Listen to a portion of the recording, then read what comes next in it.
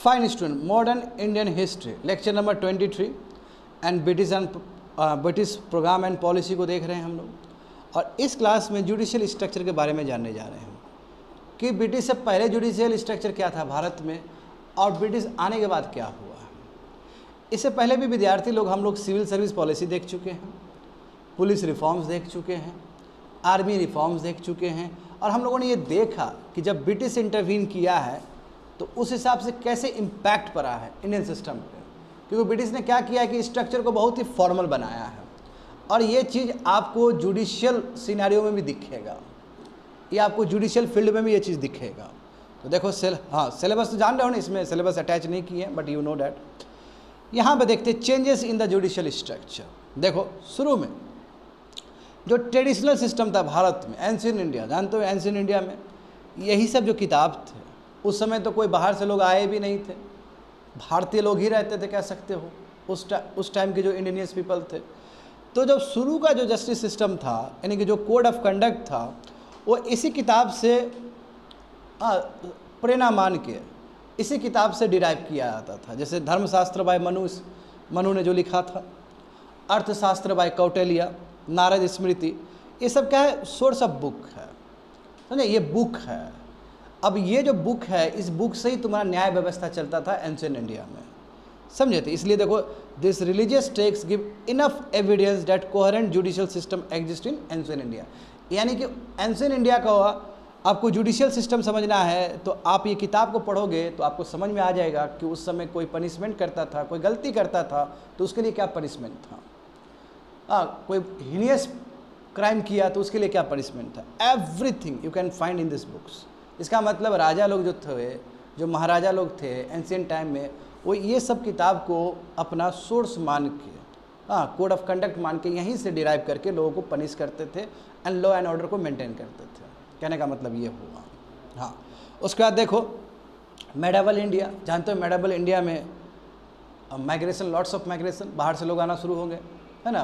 Migration कहो या फिर टेरिटोरियल एक्सपांसन कहो, बाहर के लोग आए कि नहीं आए, बहुत सारे लोग भारत में आए हैं। तो मेडावल टाइम्स में क्या हुआ कि कॉन्सेप्ट ऑफ जस्टिस, जो न्याय देने का व्यवस्था है, हिंदू के लिए शास्त्र रहेगा वही धर्मशास्त्र, और मुसलमान लोग के लिए, मुस्लिम लोग के लिए रहेगा शरिया लॉ। शरिया लॉ के हिसाब से पनिशमेंट दिया जाएगा, और धर्मशास्त्र के हिसाब से हिंदू में जो भी चीज़ है, समझे, कोई पनिशमेंट किया तो धर्मशास्त्र के हिसाब से उसको, कोई भी क्राइम किया तो धर्मशास्त्र के हिसाब से उसको पनिशमेंट दिया जाएगा। एग्जाम्पल देखो, जो फाउंटेन हेड रहेंगे, जो सबसे ऊपर जो रहेंगे वो राजा होंगे, बादशाह होंगे। राजा मतलब हिंदू वाला हो गया, बादशाह मतलब मुस्लिम वाला हो गया। क्योंकि जुडिशरी हो, एग्जीक्यूटिव हो, लेजिस्लेटिव हो, सब राजा और महाराजा ही लोग थे, बादशाह लोग ही थे, समझ गए ना। यहाँ पर देखो हिंदू केसेस कौन डील करते थे, तो कास्ट लीडर, जानते हो, क्योंकि उस सोसाइटी में कास्ट स्ट्रक्चर था, इंडिया का अभी भी स्टिल है, मगर उस समय कुछ ज़्यादा ही था, समझो, उस समय कुछ ज़्यादा ही था। तो कास्ट लीडर डिसाइड करते थे कोई भी केसेस हुआ, पंडित डिसाइड करते थे, विलेज पंचायत भी डिसाइड करता था, और जो जमींदार, क्योंकि जमींदार को जानते हो पुलिस राइट्स था उस समय, पुलिस राइट्स भी था, जुडिशियल राइट्स भी था, ठीक है। बाद में यही जमींदार को जो राइट्स है, ये राइट्स से हटाया जाता है, यानी कि जमींदार, जानते हो जमींदार के पास पहले पुलिसिंग राइट भी था, तो अंग्रेजों लोगों ने हटा दिया इस चीज़ को। सिमिलरली जमींदार के अंदर जुडिशियल पावर भी था, तो ये पावर से भी बाहर कर दिया जाएगा जब ब्रिटिश इंडिया में आएगा। तो ब्रिटिश देखेगा कि गलत है, ब्रिटिश को इस चीज़ के लिए ज़रूर क्रेडिट जाएगा कि उसने क्या किया कि यूनिफॉर्मिटी लाया, and all are equal before the law. तुम लोग क्या लगता है कि जो भी कास्ट लीडर्स जो भी न्याय दे रहे हैं, पंडित जो न्याय दे रहे हैं, विलेज पंचायत न्याय दे रहे हैं, विलेज पंचायत में कास्ट पॉलिटिक्स रहेगा उसमें, जमींदार दे रहे, तुम लोग लगता है कि ये जो न्याय व्यवस्था होगा बहुत ही अच्छा होगा? Do you think so? No, ये इसमें भी तुमको डिस्क्रिमिनेशन नज़र आएगा इसके अंदर भी, करेक्ट। मुस्लिम केसेस देखो, मुस्लिम केसेस में भी देखो काजी जो होंगे वही रिलीजियस पर्सन्स होंगे, वो फैसला देंगे, मौलवी साहब होंगे, और विलेज पंचायत होगा वो मुस्लिम विलेज को देख के, मुस्लिम लोगों को देख के केसेस। तो देखो वही चीज़ लिखा गया है कि कॉलोनियल टाइम से पहले, यानी कि अंग्रेज लोग आने से पहले जो प्रोसेस था वो बहुत ही आर्बिट्री था। यानी कि अब ये नहीं कह सकते कि न्याय 100% है, न्याय भी डिपेंड करता है। यदि छोटे कास्ट का हुआ तो मैं भी हो सकता है कि उसके साथ उतना अच्छा न्याय नहीं दिया गया हो। तो जो आपका जस्टिस सिस्टम है बहुत ही आर्बिट्री है, मनमानी वाला चीज़ है, समझे। कोई प्रॉपर सिस्टम नहीं था कोर्ट का, कोई प्रॉपर प्रोसीजर नहीं था, ना ही कोई proper organisation of law court था, यानी कि ऐसा कोर्ट जहाँ पे लॉ अप्लाई हो, ऐसा व्यवस्था ही नहीं था, ना ही प्रॉपर डिस्ट्रीब्यूशन ऑफ कोर्ट था। तो ऐसी स्थिति में हम कह सकते हैं कि मेडिवल इंडिया में भी जो जस्टिस सिस्टम था वो पूरी तरीके से आर्बिट्री था, मनमानी था। तो ये सब चीज़ को जो रेक्टिफाई करेगा वो अंग्रेज लोग करेगा। अंग्रेज लोग क्या करेगा, विद रेस्पेक्ट टू टाइम। शुरू में अंग्रेज जो भी बनाएगा तो अपने इंटरेस्ट के लिए बनाएगा, ये भी हम लोग जानते हैं कि वो पूरा इंस्टीट्यूशन ही लगा हुआ है लोगों को शोषण करने में। अंग्रेज लोग भी तो शोषण ही नहीं किए हैं जी अपना इंस्टीट्यूशन बना के। तो यहाँ पे भी तुमको दिखेगा। देखो अब यहाँ पे समझो, judicial system in colonial India, जब ब्रिटिश लोग आया तो उस समय किस तरह का जुडिशियल सिस्टम भारत में तैयार हुआ है।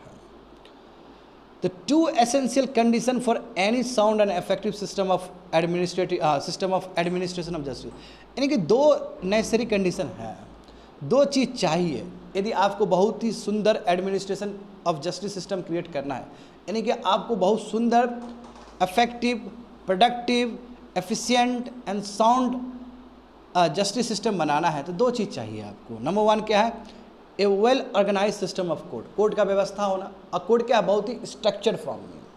और दूसरा क्या है कि आपके पास लॉ चाहिए, क्योंकि कोर्ट कैसे काम करेगा जब तक लॉ ना हो, जब तक कानून व्यवस्था ना हो।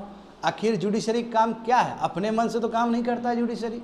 जुडिशरी साइड में किताब रखता है, साइड में रखे या दिमाग में रखे, तो किताब के हिसाब से वो इंटरप्रेट करता है कि क्या लॉ में पास हुआ है और क्या उल्लंघन हुआ है, कितना कंसिस्टेंट है, उस हिसाब से फैसला देता है।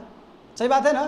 तो दो व्यवस्था चाहिए बढ़िया स्ट्रक्चर के लिए, साउंड जस्टिस सिस्टम के लिए, इफेक्टिव जस्टिस सिस्टम के लिए क्या चाहिए, गुड नंबर ऑफ कोर्ट्स चाहिए, ऑर्गेनाइज फॉर्म ऑफ कोर्ट चाहिए, और दूसरा क्या चाहिए विद्यार्थी लोग, एक व्यवस्था, सुंदर एक लॉ व्यवस्था, लॉ कानून चाहिए, किताब चाहिए, कानून का किताब चाहिए।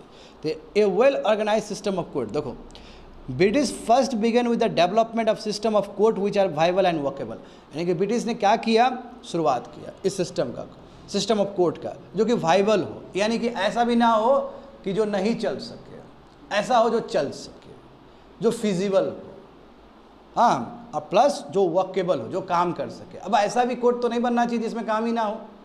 कई बार होता है ना कि हम लोग रूटीन गलत बना लेते हैं और रूटीन फॉलो ही नहीं कर पाते, ऐसा भी नहीं होना चाहिए।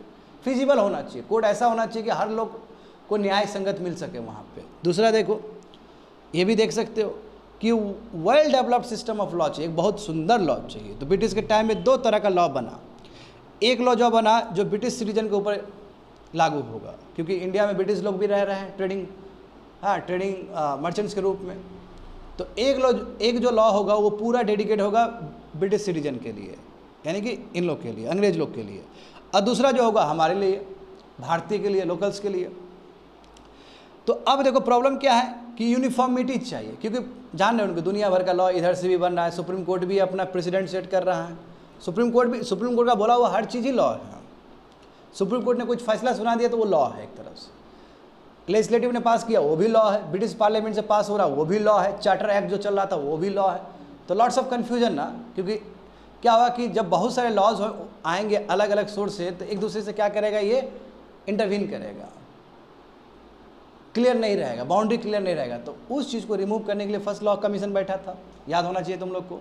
फर्स्ट लॉ कमीशन बैठा था किसके अंदर, मैकेले के अंदर। याद है ये चीज़, हाँ बिल्कुल याद होना चाहिए। देखो बच्चे लोग, तो लॉ कमीशन बैठा था, देखो वही इसलिए लिखा गया लीगल एडमिनिस्ट्रेटिव सिस्टम में यूनिफॉर्मिटी चाहिए, इसलिए फर्स्ट लॉ कमीशन अपॉइंट किया गया था। हाँ मैकेले साहब उसके वो थे, याद करो। पहले 3 एग्जीक्यूटिव काउंसिल थे तो 4 कर दिया गया। अब 4 जो चौथा जो मेंबर था वो और कोई नहीं, लॉ मेंबर था, और लॉ मेंबर उसका भी हिस्सा रहेगा और लेजिस्लेटिव काउंसिल का भी वो हिस्सा रहेगा, याद है। चलो, तो ईस्ट इंडिया कंपनी, अब ईस्ट इंडिया कंपनी देखो शुरुआत में क्या था, ईस्ट इंडिया कंपनी शुरू में कस्टमरी लॉज को फॉलो करता था। कस्टमरी लॉज का मतलब क्या, लिखा नहीं गया, बाय कन्वेंशन उसको फॉलो किया जा रहा है। बहुत सारा चीज़ लिखा नहीं रहता है। अभी भी देखोगे तो ब्रिटिश पार्लियामेंट में कोई लिखा हुआ चीज़ नहीं है, वो सब कस्टमरी लॉज फॉलो करते हैं। अभी भी इंडिया में क्या संविधान है ना, ब्रिटेन में उस तरह फॉलो नहीं होता है। ब्रिटेन में क्या है कि अभी भी कन्वेंशंस को ही फॉलो किया जाता है, रिटन डॉक्यूमेंट्स नहीं है ब्रिटेन में अभी भी। तो east India company customary laws follow करते थे in general. For ease of administration they introduce regulations, codify the existing laws and often systemise and modernise them through judicial interpretation.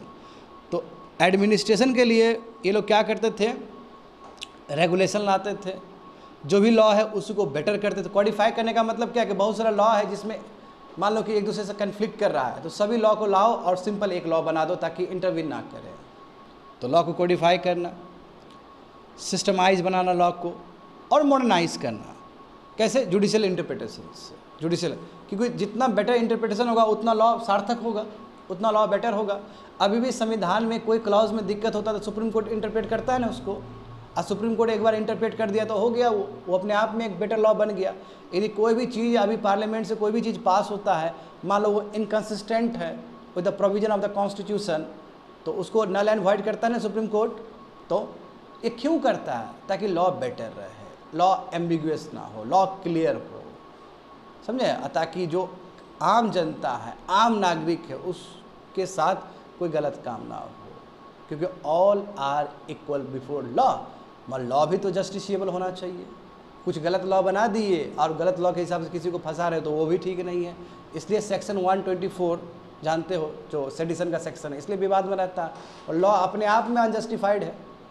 ये अलग बात है कि इस बार BNS आया, भारतीय न्याय संहिता, उसमें उसी को ख़त्म कर दिया गया, बट एक सिमिलर प्रोविजन फिर ले आया गया, वो भी गलत चीज़ है। हाँ, दस slowly and gradually they started interfering in the local justice system. इसलिए ये लोग जो अंग्रेज लोग हैं जिसने कोडिफाइड किया लॉस को बेटर बनाना शुरू कर दिया, अब ये लोग क्या करें कि जो लोकल व्यवस्था जो चल रहा था शुरू में, वहाँ पे भी इंटरवीन करना शुरू कर दे। क्योंकि इन लोगों का एरिया बढ़ रहा है, तो एरिया इन लोगों का बढ़ेगा तो इन लोगों का गवर्नेंस पैटर्न, जुडिशरी सिस्टम, वो पूरी तरीके से उसका भी एक्सपांड करेगा। समझ पा रहे हो स्टूडेंट? वो भी एक्सपांड होगा। तो हम कह सकते हैं कि ब्रिटिश ने एक बहुत अच्छा काम किया कि लॉ को कोडिफाई किया और उसमें यूनिफॉर्मिटी लाया, और आने वाले समय में सच में ही जो बात कहते हैं कि all are equal before the law, ये कंसेप्ट भी डेवलप्ड होगा। बट ये ओवर द पीरियड होगा, क्योंकि ब्रिटिश जो भी लॉ बनाएगा उसमें उसका वेस्टेड इंटरेस्ट रहेगा। याद करो क्या हुआ था फर्स्ट वर्ल्ड वार में। फर्स्ट वर्ल्ड वार के बाद क्या हुआ तुम लोग जानते हो केस, रौलत एक्ट बना था ना। वो रौलत एक्ट अपने आप में अनजस्टिफाइड लॉ है, और जिसके वजह से नो वकील नो दलील, किसी को भी पकड़ के जेल में डाल दो, तो ऐसा लॉ भी जस्टिफाइड लॉ तो नहीं है, जिसके लिए गांधी जी बोले थे ना गलत चीज़ है ये। हाँ, तो यहाँ देखो स्टूडेंट, हमें क्या क्या पढ़ना होगा इसके अंदर। चार्टर एक्ट ऑफ 1661 पढ़ना होगा कंपनी रूल के अंदर। हाँ, इसी तरह देखोगे विलियम बेंटिक तक पढ़ना पड़ेगा, 1828, सिलसिलेवार तरीके से देखेंगे। अब फिर क्राउन रूल के अंदर भी तुमको पढ़ना है। देखो CRPC, IPC, है ना, पढ़ते हो ना बच्चे लोग। हाँ, क्रिमिनल प्रोसीजर कोड देखो 1861 का, हाई कोर्ट एक्ट है, इल्बर्ट बिल, मज़ा आ जाएगा तुम लोग को समझने में। इल्बर्ट बिल, बताओ, इल्बर्ट बिल ने तो इंडियंस का मेरे आँख खोल दिया ये। और उसके बाद गवर्नमेंट ऑफ इंडिया एक्ट 1935। तो इसके थ्रू, यानी कि पहले तो जानते हो कि क्राउन रूल 1858 के बाद ही क्वीन प्रोक्लेमेशन के बाद ही स्टार्ट हुआ, या फिर दूसरे शब्द में कहा जाए तो 1857 के रिवोल्ट के बाद आया है क्राउन। उससे पहले तो ईस्ट इंडिया कंपनी ही चल रहा था। ईस्ट इंडिया कंपनी कब से? ट्रीटी ऑफ इलाहाबाद के बाद 1765 से। तो देखते हैं, फर्स्ट देखते हैं स्टूडेंट, शुरुआत का देखते हैं। शुरुआत में अब हम लोग प्योरली जुडिशियल सिस्टम पर फोकस कर रहे हैं, and it is a very very different from the other things. जो भी आपने पढ़ा है, चाहे सिविल सर्विस रिफॉर्म पढ़ा हो, चाहे पुलिस पढ़ा हो, आपने जो भी पढ़ा ये थोड़ा अलग है। एग्जाम्पल देखो, चार्टर एक्ट आया था उस समय 1661 में। अब देखो 1661 में बैटल ऑफ प्लासी 1757 में हुआ है। बात समझो, बैटल ऑफ प्लासी 1757 में हुआ है। उससे कई साल पहले, लगभग मैं कह सकता हूँ 100 साल पहले, कह सकता हूँ ना, रफली 95 ईयर्स है, तो मैं कह सकता हूँ 95 ईयर्स लगभग हो गया। तो हम कह सकते हैं 100 साल पहले ही चार्टर एक्ट लाया था। इसमें क्या था, जो गवर्नर होगा, ईस्ट इंडिया कंपनी का जो गवर्नर होगा, उसका काउंसिल होगा, उसको दोनों ही पावर दिया गया था, सिविल और क्रिमिनल जुरिस्डिक्शन। कहोगे कि सर ये किसके लिए है? अपने सर्वेंट लोग के लिए जो काम कर रहा है वहाँ पर। क्योंकि अभी तो ईस्ट इंडिया कंपनी है प्योरली, तो अभी लोकल पीपल में थोड़ी अप्लाई होगा ये। उन लोग का अपना गवर्नर कौन है? ईस्ट इंडिया कंपनी के जो मुखिया होंगे, उसको अपॉइंट करने वाला वहाँ का शेयर होल्डर होगा, COD जो है। तो गवर्नर और उसको काउंसिल को दोनों ही पावर दिया गया कि सिविल पावर भी है, क्रिमिनल जुरिस्डिक्शन। क्या होता है सिविल मतलब जो छोटे छोटे केस है, मान लो चोरी कर लिया गया, वो सिविल केस होगा। हाँ, मान लो कि 1-2 थप्पड़ लगा दिया गया, वो सिविल केस होगा। मान लो लैंड डिस्प्यूट है, वो सिविल केस है। और क्रिमिनल केस का मतलब क्या है कि मान लो कि मर्डर हो गया, मान लो हीनियस क्राइम हो गया, वो सब तुम्हारा क्रिमिनल जुरिस्डिक्शन के अंदर आएगा। तो दोनों ही जुरिस्डिक्शन तुम्हारा गवर्नर और उसे काउंसिल को दिया गया था। समझ गए? Company was given power not just to try its own servants. हाँ, बोला कि आप अपने इंग्लिश सर्वेंट्स को कर ही सकते हो, मगर जो भी लोग, यदि भारतीय लोग भी या लोकल लोग भी यदि उस कंपनी से रिलेटेड है तो उसके ऊपर भी ये जुरिस्डिक्शन लगेगा। मान लो कि कोई इंडियन काम कर रहा हो ईस्ट इंडिया कंपनी में, ऐसा हो सकता है ना? तो उसके ऊपर भी ये कानून लगेगा, यानी कि उसके ऊपर भी गवर्नर जनरल काउंसिल डिसाइड करेगा। आ रहा है समझ में? अभी लोकल पीपल नहीं होगा, वही पीपल होगा जो कि उस कंपनी का मेंबर है। और मेंबर कौन हो सकता है? यूरोपियंस भी हो सकता है, इंडियंस भी हो सकता है। लाइवलीहुड के लिए काम करते हैं कि नहीं करते हैं कंपनी में? बिल्कुल। But also other person who are associated with the company. आया समझ में ना? ये शुरुआत हुआ सूरत से। याद करो बच्चे लोग, वाई सूरत? सूरत में फर्स्ट तुम्हारा कंपनी खोला गया, सूरत में फर्स्ट फैक्ट्री खोला गया था ना बैटल ऑफ स्वैली के बाद। याद करो 1612 में बैटल ऑफ स्वैली हुआ और 13 में 1613 में वहाँ पे सूरत में एक वो खोल दिया गया, करेक्ट? हाँ, फैक्ट्री खोल दिया गया था। और उसके बाद आस्ते आस्ते ये मद्रास पे भी अप्लाई हुआ है, चार्टर एक्ट ऑफ 1661। आया समझ में? तो ये हम्बल बिगनिंग है जुडिशियल सिस्टम का विद्यार्थी लोग। क्या है हम्बल बिगनिंग? आखिर जुडिशियल सिस्टम का काम क्या है? न्याय देना, चाहे वो क्रिमिनल केसेस से रिलेटेड हो, चाहे वो तुम्हारा सिविल केसेस से रिलेटेड हो। अब देखो, तो फिर अमेंडमेंट किया गया इसको, और 7 साल बाद तुम्हारा यही एक्ट, चार्टर एक्ट अमेंडमेंट कह सकते हो, किसी को अमेंड करके 7 साल बाद यानी कि 1668 में ये इसको अप्लाई कर दिएगा बॉम्बे पे भी। जानते हो बॉम्बे आ चुका है ना? चार्ल्स शादी जो उसका हुआ था, चार्ल्स का शादी हुआ था ना जी, प्रिंस चार्ल्स का शादी हुआ था ब्रेगंजा के साथ, तो आ गया ना हाथ में, तो वहाँ पे भी अप्लाई होगा ये। आया समझ में? अब इसके बाद देखो फिर चार्टर एक्ट ऑफ 1720, यानी कि लंबा समय तक वो चला है अमेंडमेंट 1668 का। कह सकते हो कि चार्टर एक्ट ऑफ 1661 का ही तुम्हारा एक्सटेंशन है वो अमेंडमेंट। तो अब सूरत में है, मद्रास में भी है, बॉम्बे में भी वो चल रहा है कि गवर्नर और उसके काउंसिल क्या करेंगे? सिविल और क्रिमिनल केसेस देखेंगे। अब क्या हुआ? चार्टर एक्ट 1726 आया। अब इसमें क्या किया गया स्टूडेंट? पहली बार इस देश में मेयर कोर्ट स्थापित हुआ है। Mayor court, very nice. Mayor court Madras में, बंगाल में और बॉम्बे में। क्यों? क्योंकि बाबू देख रहे हो ना, ये सब सीट बन रहा है ना प्रेसिडेंसी का।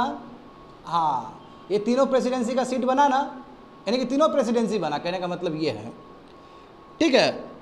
And which are the company highest court in British India. Bharat में जो सबसे बड़ा कोर्ट होगा ईस्ट इंडिया कंपनी का, ब्रिटिश का, तो वो क्या होगा? मेयर कोर्ट होगा। तो हम कह सकते हैं कि सुप्रीम कोर्ट से पहले भी कोर्ट आया है। कोर्ट का नाम क्या है? मेयर कोर्ट है। अब मेयर कोर्ट का मतलब है कि एक म्युनिसिपल कोर्ट है, जहाँ पे जो मेयर बैठेंगे, मेयर एक्चुअली में एग्जीक्यूटिव होता है। अभी भी देखते हो ना म्युनिसिपैलिटी का जो हेड होते हैं वो मेयर ही होते हैं। तो ये जो एग्जीक्यूटिव है, जो मेयर है, वो जज का रोल परफॉर्म कर रहे हैं। किसका रोल? जज का रोल। तो हम कह सकते हैं कि पहली बार जो फॉर्मल जो स्ट्रक्चर बन रहा है, क्योंकि इससे पहले क्या होता था विद्यार्थी लोग, इससे पहले गवर्नर और उसको काउंसिल ही सिविल केस और क्रिमिनल केस को हैंडल करता था। बट अब ऐसा नहीं है। अब क्या हो गया? एक व्यवस्था बन रहा है, व्यवस्था। मेयर कोर्ट एक व्यवस्था, नया व्यवस्था है ये, बात समझो। तो उसमें मेयर कोर्ट होंगे, वही जज बनेंगे।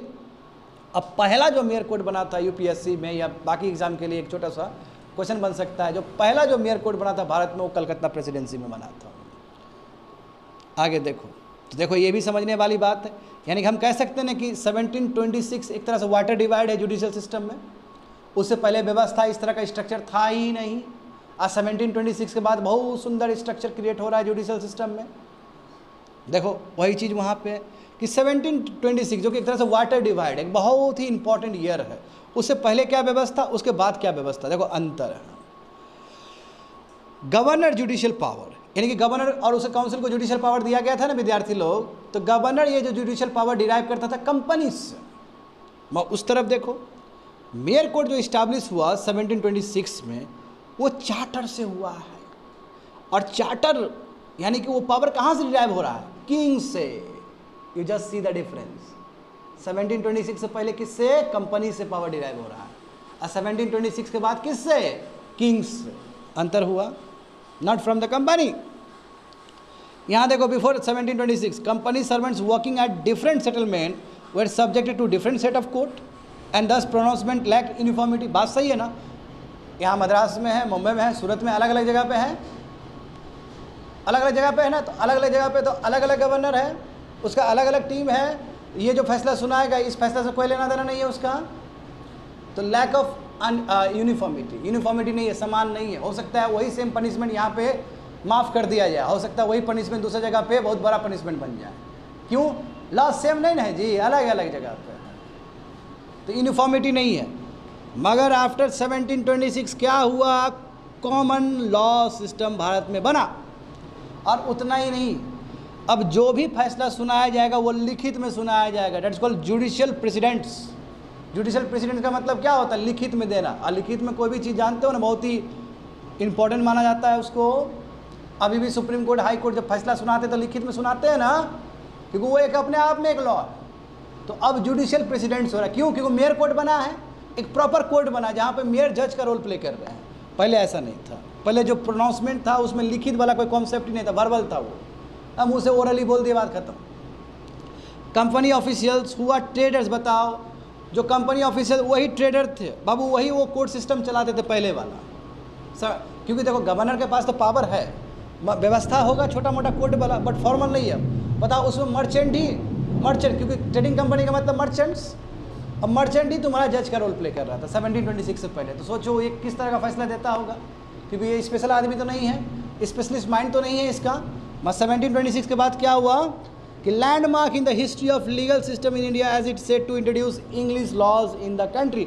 जो ब्रिटेन में इंग्लिश लॉज चल रहा था, जो ब्रिटेन में जो तरीका था, तौर तरीका, वो सब भारत में भी इंट्रोड्यूस होगा। तो हम कह सकते हैं कि सच में ही यदि यूपीएससी में तुम लोग से क्वेश्चन पूछा जाए कि क्या तुम इस बात से इत्तेफाक रखते हो या मानते हो, या तुम्हारा क्या मत है कि 1726 के बाद, क्या 1726 के बाद इंडिया में जो जुडिशियल सिस्टम है उसमें बहुत बड़ा बदलाव आया? तो बदलाव आया, क्योंकि लॉज में बहुत यूनिफॉर्मिटी आया, मेयर कोड बना है, लीगल प्रेसिडेंट होने वाला है, और जितने भी लॉज आएंगे बहुत ही क्या होगा, वो कंसिस्टेंसी रहेगा उसका, लैगिंग नहीं होगा, हर जगह सेम टाइप का अप्लाई होगा। समझ गए? ये हम्बल बिगिनिंग है विद्यार्थी लोग, बहुत ही हम्बल बिगिनिंग है। यहाँ पे देखो फर्स्ट मेयर कोड बना कलकत्ता में। अब हमें समझना होगा मेयर कोड अपने जगह, ठीक है। आखिर मेयर कोर्ट में केसेस किस तरह का जाता होगा? तो मेयर कोर्ट में जो केसेस जाता था वो सिविल केसेस जाता था, क्रिमिनल केसेस नहीं, सिविल केसेस। सिविल केसेस समझ रहे हो ना? क्या बोले, कोई डिस्प्यूट हो पैसा रुपया को लेके, लैंड को लेके, हल्का फुल्का मान लो कि मारपीट हुआ हो, हल्का फुल्का, मर्डर उडर नहीं, हल्का फुल्का, तो सब सिविल केस के अंदर आता है। तो सिविल केस कौन देखेगा? कलकत्ता रीजन में मेयर कोर्ट, क्योंकि कलकत्ता में ही पहला मेयर कोर्ट बना। हाँ, मगर एक चार्टर एक्ट आया था विद्यार्थी लोग 1753 का। इसके वजह से क्या हुआ कि कुछ भी अपील मेयर कोर्ट में जो भी अपील है, सिविल केसेस, वो तुम्हारा जा सकता है, गवर्नर इन काउंसिल के पास भी जा सकता है, क्योंकि already governor in council criminal case को देख रहा है। देखो क्रिमिनल केस का जो ज्यूरिसडिक्शन है वो गवर्नर इन काउंसिल ही है शुरू से ही, केवल सिविल केस के लिए मेयर कोर्ट बनाया गया था। अब देखो इसको बोलते हैं वे ऑफ अपील। सबसे पहले बच्चे लोग तुम लोग जाते हो तो तुम लोग डिस्ट्रिक्ट कोर्ट जाते हो ना, डिस्ट्रिक्ट कोर्ट से फिर हाई कोर्ट जा सकते हो, हाई कोर्ट से फिर सुप्रीम कोर्ट जा सकते हो, ये नॉर्मल तरीका है आपका। तो यहाँ पे क्या है कि कोई भी सिविल केस जाएगा मेयर कोर्ट में। अब मेयर कोर्ट से वो हाईएस्ट वे ऑफ अपील कहाँ जा सकता है? गवर्नर इन काउंसिल में जा सकता है। उसके लिए ही चार्टर एक्ट पास करना पड़ा 1753 में। ये चार्टर एक्ट पास करने के बाद ऐसा हुआ कि सिविल केसेस अब आपका मेयर कोर्ट से आगे जो जा सकता है वो गवर्नर इन काउंसिल के पास जा सकता है। और जबकि गवर्नर इन काउंसिल के पास पहले से ही चार्ज है कि वो क्रिमिनल केसेस देखेगा। आ रहा है समझ में? और इसके ऊपर भी हाईएस्ट वे ऑफ अपील है किंग इन काउंसिल, जो इंग्लैंड में बैठा हुआ है। जो इंग्लैंड में बैठा हुआ है उसका अपना काउंसिल है, उसका अपना टीम है, वो सबसे इम्पॉर्टेंट जुडिशियल बॉडी रहेगा कि भारत का मैटर बाहर भी जा सकता है। समझे? इस तरह का व्यवस्था क्रिएट हुआ। तो समझ गए ना, बहुत सारा चीज़ समझ गए होगे इसमें, है ना। चार्टर एक्ट 1753, चार्टर एक्ट 1753 ने क्या किया? मेयर कोर्ट का जो सिविल केसेस है वो तुम्हारा गवर्नर जनरल काउंसिल के अंदर डाल दिया गया। क्यों?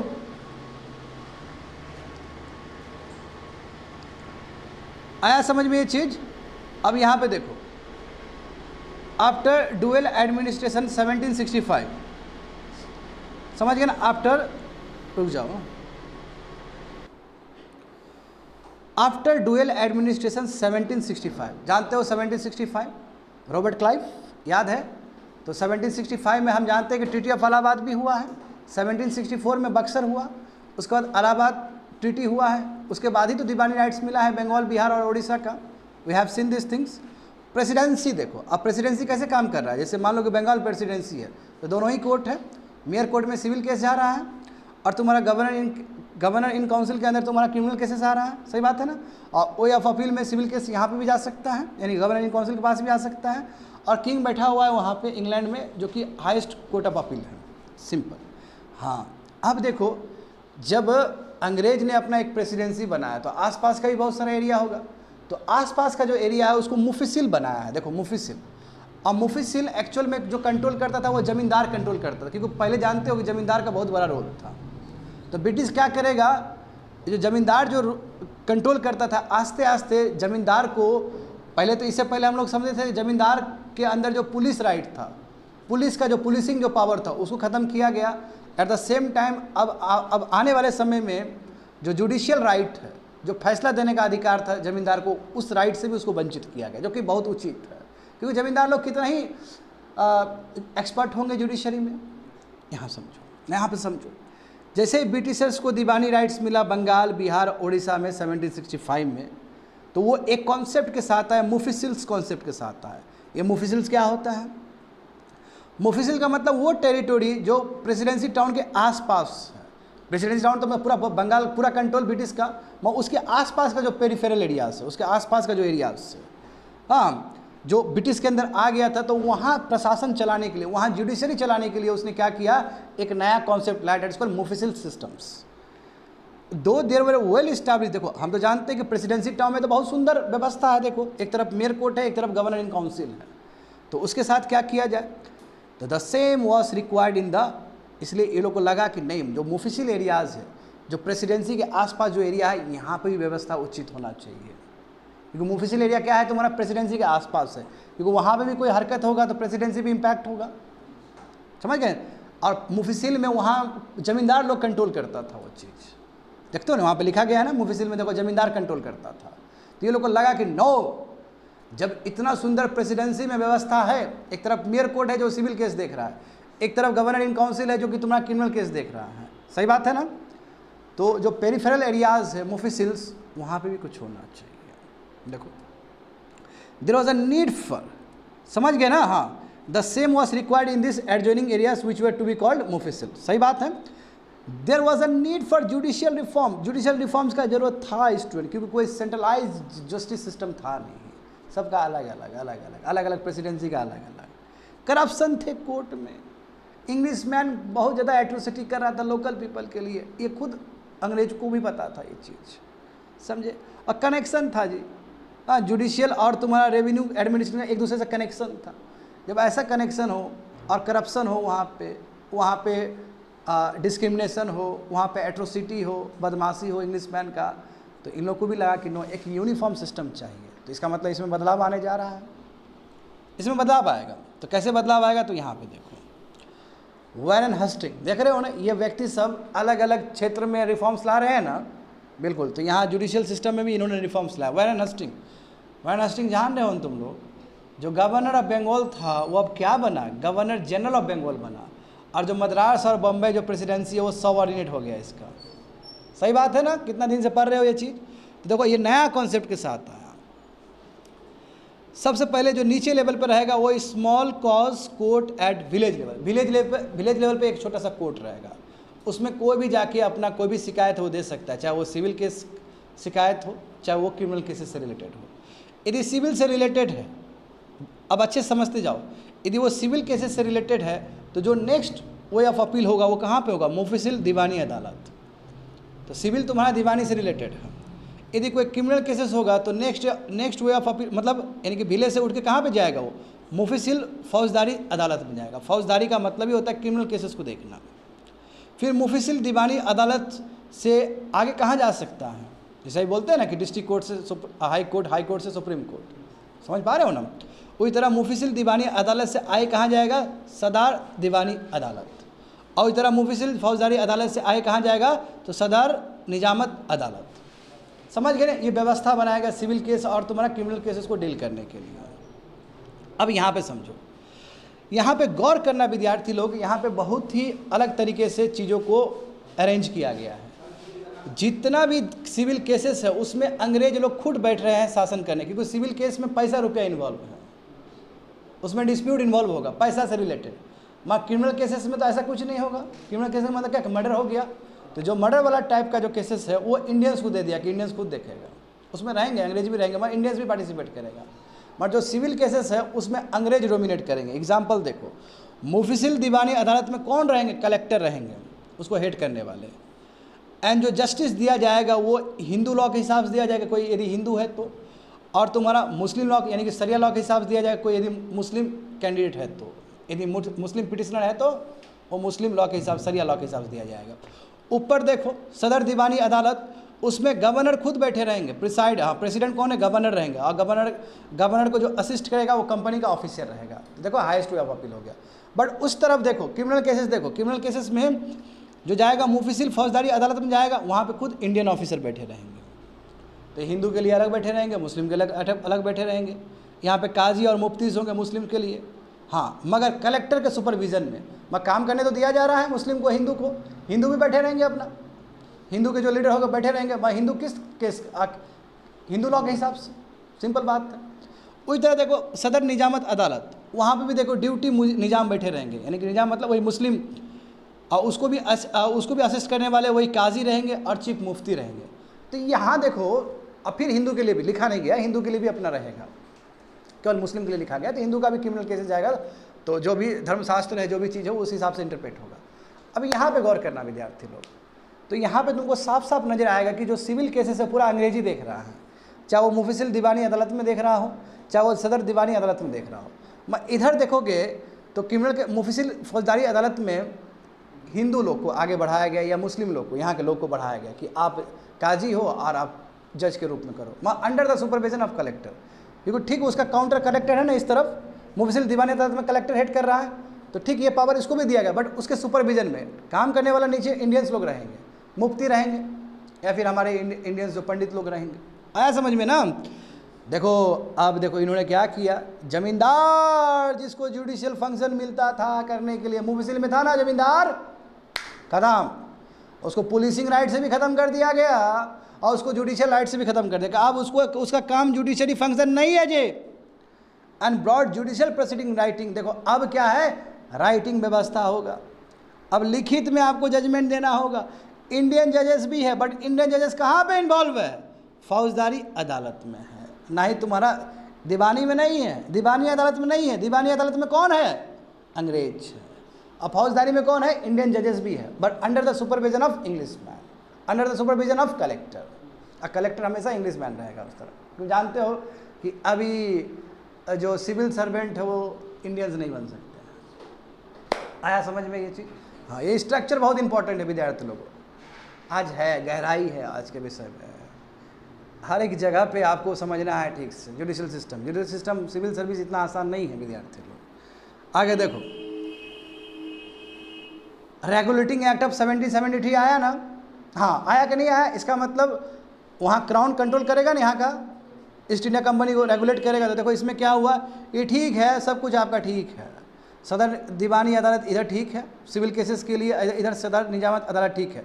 मैं ये सब को जो कोऑर्डिनेट करेगा, जो केस जा सकता है वो सुप्रीम कोर्ट में, क्योंकि जानते हो कि 1773 रेगुलेटिंग एक्ट में सुप्रीम कोर्ट का भी प्रपोजल था, याद है ना, सुप्रीम कोर्ट बनाने का बात था उसमें।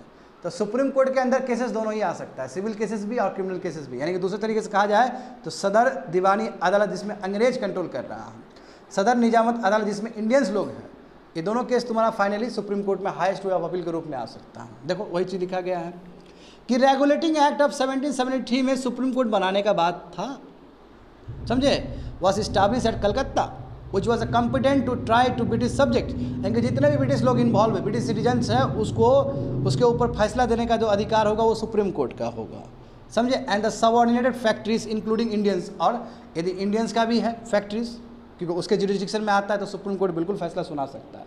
और यहीं पर प्रॉब्लम हुआ विद्यार्थी लोग, याद करो, जब सुप्रीम कोर्ट बना दिया गया तो गवर्नर और उसका काउंसिल जितने भी एक्शंस है वो अकाउंटेबल रहेगा, इसलिए कन्फ्लिक्ट हो रहा था ना। फिर एक्ट ऑफ सेटलमेंट लाया गया था ना, हाँ, एक्ट ऑफ सेटलमेंट जब लाया गया था, सुप्रीम कोर्ट का जो पावर, जो जुरिडिक्शन है, वो कम किया गया था, हाँ याद है सभी चीज़। देखो वही बोला गया कि कलकत्ता के अंदर जो भी ब्रिटिश सब्जेक्ट्स हो, जो भी सबऑर्डिनेट फैक्ट्रीज हो, चाहे इंडियंस का हो, यूरोपियंस का हो, उसके ऊपर सुप्रीम कोर्ट का है ना जो एक्शंस है वो लीगल है, यानी कि सुप्रीम कोर्ट वहाँ तक एक्सटेंड कर सकता है अपना जुरिडिक्शन। हाँ, इट हैड दोनों ही जुरिडिक्शन, ओरिजिनल जुरिडिक्शन भी, एपेलेट। ओरिजिनल मतलब क्या कि वो केस सुप्रीम कोर्ट में ही जाएगा, एपेलेट का मतलब क्या कि किसी के थ्रू वे ऑफ अपील के रूप में भी आ सकता है वो, इसका मतलब ये हुआ। Jurisdiction of the supreme court class with that of other court, तो बाकी जो कोर्ट है जैसे सदर दीवानी अदालत हो गया, बहुत तरह का और भी कोर्ट है ना, उसके साथ क्लास कर रहा था। ऐसा होता ही है, जब लॉ आपके पास कोडिफाइड ना हो तो अलग अलग इंटरप्रेट करेगा सब। और दूसरी बात यह है कि गवर्नर जनरल का जो एक्शन खुद कॉन्ट्राविन कर रहा है सुप्रीम कोर्ट के जुरिस्डिक्शन से। तो for the first time organised judicial administration strategy was developed, district was considered as the basic unit for judicial administration. सही बात है ना, पहली बार भारत में एक ऑर्गेनाइज जुडिशियल व्यवस्था को क्रिएट करने का प्रयास किया गया। और दूसरी बात है डिस्ट्रिक्ट से ही आपको न्याय मिलना शुरू हो जाएगा, क्योंकि small cause court at the village level, village level मतलब क्या है, डिस्ट्रिक्ट लेवल, तो न्याय अभी भी यही है व्यवस्था, अभी व्यवस्था यही बना हुआ, यही व्यवस्था है अभी भी भारत में। डिस्ट्रिक्ट कोर्ट और सेशन कोर्ट देखते हो ना, तो डिस्ट्रिक्ट कोर्ट में अलग केस और सेशन कोर्ट में अलग केस है, तो डिस्ट्रिक्ट लेवल पे बात उठ के कहाँ जाएगा, हाई कोर्ट में, हाई कोर्ट से कहाँ जाएगा, सुप्रीम कोर्ट में। तो लगभग व्यवस्था तो अभी भी सेम ही है, ये व्यवस्था ही वहीं से आया है, अभी का व्यवस्था भी आया समझ में ना। तो डिस्ट्रिक्ट क्या है, तुम्हारा basic unit for judicial administration. अब देखो ये पढ़ चुके हो बच्चे लोग, पहले भी पढ़ चुके हो। देखो रेगुलेटिंग एक्ट 1773 में क्या था इशू, सुप्रीम कोर्ट को इस्टेब्लिश किया गया, जितने भी सर्वेंट्स है कंपनी का सभी सुप्रीम कोर्ट के जुरिस्डिक्शन के अंदर आ जाएंगे। गवर्नर जनरल और उसके एग्जीक्यूटिव काउंसिल अकाउंटेबल और रिस्पॉन्सिबल होंगे अपने एक्शंस को लेकर सुप्रीम कोर्ट के पास, है ना। सुप्रीम कोर्ट और यदि इससे क्या हुआ बच्चे लोग, इससे क्या हुआ कि सुप्रीम कोर्ट और गवर्नर जनरल और काउंसिल के बीच में टसल होना शुरू हो गया। तो इसलिए इस को रेक्टिफाई करने के लिए, इसको ठीक करने के लिए ब्रिटिश पार्लियामेंट ने पास किया ना एक्ट ऑफ सेटलमेंट 1781 का, ताकि सुप्रीम कोर्ट का जो पावर है वो कम हो सके और ये अपना ड्यूटी को डिस्चार्ज करने में कोई भी चीज़ भूमिका अदा किया हो, कुछ भी चीज़ किया हो तो वो अकाउंटेबल नहीं है। यानी कि गवर्नर और काउंसिल को पावरफुल बना दिया गया। कोई नया चीज़ तो हम नहीं बता रहे हैं यहाँ पे, बच्चा लोग जो क्लास में कर रहे हो उसी का रिपीटेशन है ये। आगे देखो क्या था इसमें, इसी को बिल्कुल इसी को एक्ट ऑफ सेटलमेंट कहते हैं या डिक्लेरेटिव एक्ट कहते हैं, बिल्कुल उसी को कॉपी किया गया यहाँ पे। देखो पहले ही पढ़ा चुके हैं। हाँ, टसल जो सुप्रीम कोर्ट और उसका सर्वेंट के बीच में हो रहा था ये कम कर दिया, क्योंकि सुप्रीम कोर्ट का जो पावर था उसको कटल कर दिया, इन्हें कम कर दिया गया। और गवर्नर काउंसिल और उसके गवर्नर जनरल और काउंसिल का पावर बढ़ा दिया गया। अब सर्वेंट जो है गवर्नमेंट का, यानी कि जो भी कंपनी का, वो इम्यून है, कुछ भी कर सकता है, हाँ, अपना ड्यूटी कर सकता है, उसके लिए वो अकाउंटेबल नहीं है। हाँ, इसमें क्या था देखो, इसमें बहुत इंपॉर्टेंट है, मुस्लिम का केसेस मुस्लिम लॉ के हिसाब से होगा और हिंदू का केसेस हिंदू लॉ के हिसाब से होगा। इनफैक्ट कोर्ट सब में भी, सुप्रीम कोर्ट सब में भी, ये बड़ी बात है, बहुत बड़ी बात है। तो 1781 का ये जो एक्ट ऑफ सेटलमेंट है, कह सकते हो पहला अटेम्प्ट है जहाँ पे एग्जीक्यूटिव से जुडिशरी को अलग किया गया। ठीक है, ये वाटर डिवाइड एक तरह से कहने का मतलब, ठीक है, separation of executive from the judiciary.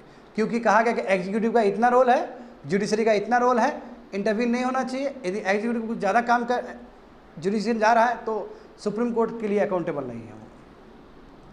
तो कहीं ना कहीं चलो ठीक है, व्यवस्था में अभी भी खामी है, वो तो दिख ही रहा है, मगर फिर भी एक व्यवस्था क्रिएट तो हो रहा है कि ये अलग, जुडिशरी अलग, एग्जीक्यूटिव अलग।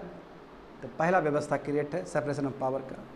आगे देखो कर्नावालिस ने, देखते हो ना, कर्नावालिस कोर्ट लाया था ना सिविल सर्विस के लिए, इंडियंस के लिए इंजस्टिस हुआ उसमें। यहाँ पे देखो इसने व्यवस्था क्या बनाया, देखो इसने बहुत ही अलग व्यवस्था बनाया है स्टूडेंट लोग, बहुत ही अलग बनाया है। देखो समझो बात को, सर्किट कोर्ट का कॉन्सेप्ट लेके आया ये। सर्किट कोर्ट पहली बार ऐसा है, पूछता है यूपीएससी सिविल सर्विस में कि सर्किट कोर्ट वाला कॉन्सेप्ट कौन लेके आया, गवर्नर जनरल, तो कौन है, लॉर्ड कर्नावालिस। अब देखो व्यवस्था क्या है, देखो व्यवस्था तुमको पूरा चेंज नजर आएगा इसमें। देखो ना, ऑल टुगेदर चेंज हो गया।